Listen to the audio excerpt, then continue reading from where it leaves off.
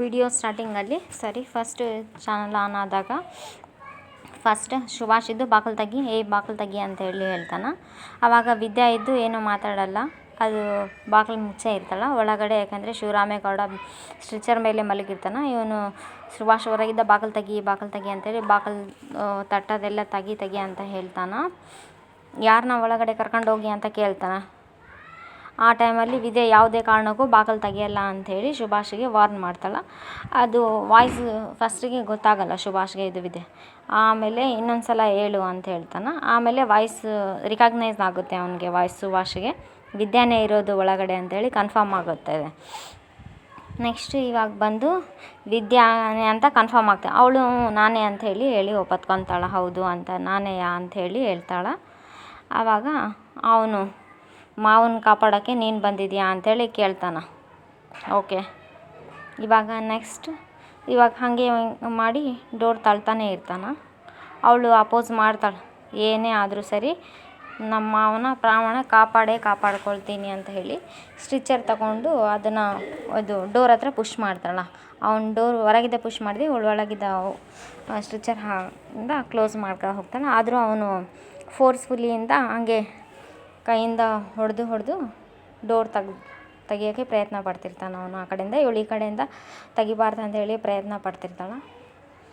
ಹಾಗೆ ಅಷ್ಟು ಇಷ್ಟು ಮಾಡಿ ಅವನು ಡೋರ್ ತಳ್ಕೊಂಡು ಒಳಗಡೆ ಬಂದುಬಿಡ್ತಾನೆ. ಡೋರ್ ತಳ್ಕೊಂಡು ಒಳಗೆ ವಿದ್ಯಾ ಬಿದ್ದು ಹೋಗ್ತಿರ್ತಾಳೆ. ಹಾಗೆ ಬ್ಯಾಲೆನ್ಸ್ ಮಾಡಿ ನಿಂತಿರ್ತಾಳೆ.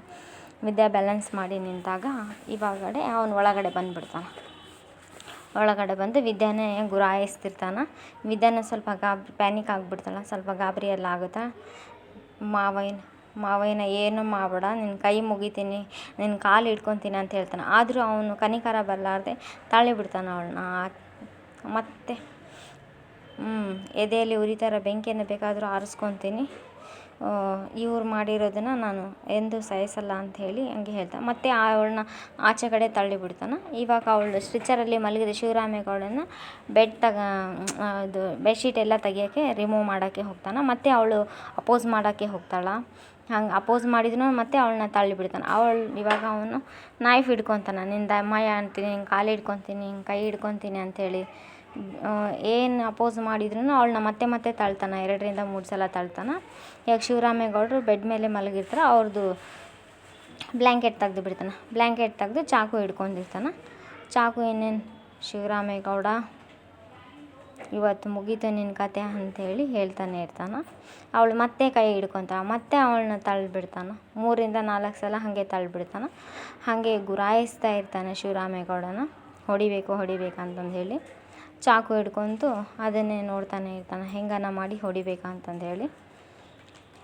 ಓಕೆ, ಅದೇ ಟೈಮಿಗೆ ಅವರಮ್ಮ ಬಂದುಬಿಡ್ತಾಳೆ, ಸುಭಾಷ್ ಅವರಮ್ಮ. ಅದೇ ಟೈಮಿಗೆ ಸುಭಾಷ್ ಅವರಮ್ಮ ಬಂದು ಸುಭಾಷನ ತಲೆಗೆ ಪೆಟ್ಟು ಕೊಟ್ಟು ಬಿಡ್ತಾಳೆ. ಅವನು ಮೂರ್ಛೆ ಹೋಗಿ ಬಿದ್ದುಬಿಡ್ತಾನೆ.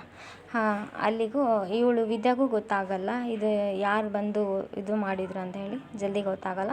ಅವಳನ್ನು ಅವ್ರ ಮಾವನಿಗೆ ಪೆಟ್ಟು ಬಿತ್ತಂತಂದು ಹೇಳಿನೇ ತುಂಬ ಗಾಬರಿ ಆಗ್ತಾಳೆ.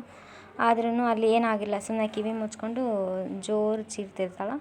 ಅಲ್ಲಿ ಏನಾಗಿರಲ್ಲ ಅವ್ರ ಮಾವಾಗೆ. ಈಗ ಸುಭಾಷ್ ಅವ್ರ ತಾಯಿ ಬಂದು ಸುಭಾಷನಿಗೆ ಹೊಡೆದಿರ್ತಾಳೆ, ತಲೆಗೆ ಸ್ವಲ್ಪ ಮೂರ್ಛೆ ಹೋಗಂಗೆ ಹೊಡೆದಿರ್ತಾಳೆ. ತಲೆಗೆ ಪೆಟ್ಟು ಬಿರೋದ್ರಿಂದ ಸ್ವಲ್ಪ ಮೂರ್ಛೆ ಹೋಗ್ತಾನೆ ಅವನು. ಇವಾಗ ನೆಕ್ಸ್ಟ್ ಇದೆ